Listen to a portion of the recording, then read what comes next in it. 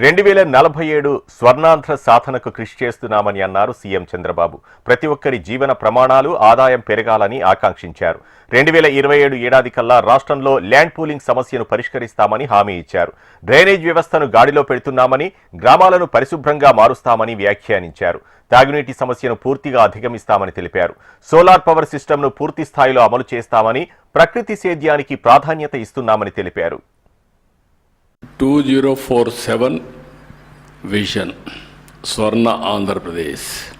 అదే సమయంలో భారతదేశం వికసిత్ భారత్ 2047 వాళ్ళు ఏదైతే తయారు చేశారో దానికి అనుసంధానంగా మనం కూడా 2047కి స్వర్ణ ఆంధ్రప్రదేశ్ తయారు చేసుకుంటున్నాం.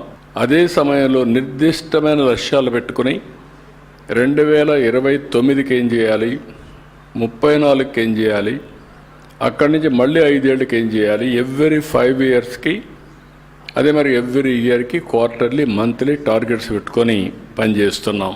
ఇవన్నీ కూడా మా ఉద్దేశం ఒకటి, జీవన ప్రమాణాలు పెరగాలి, ప్రతి ఒక్కరికి వారి యొక్క ఆదాయం పెరగాలి. నేను అందుకే ఎన్నోసార్లు చెప్పాను, వెల్తీ, హెల్తీ, హ్యాపీ సొసైటీ.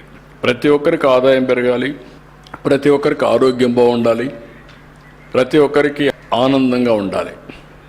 పండుగలు ఇవన్నీ ఆనందాన్ని ఇస్తాయి. ఇండ్లు లేని వాళ్ళందరూ గుర్తించాం. 247 ఇళ్ళు కావాలి.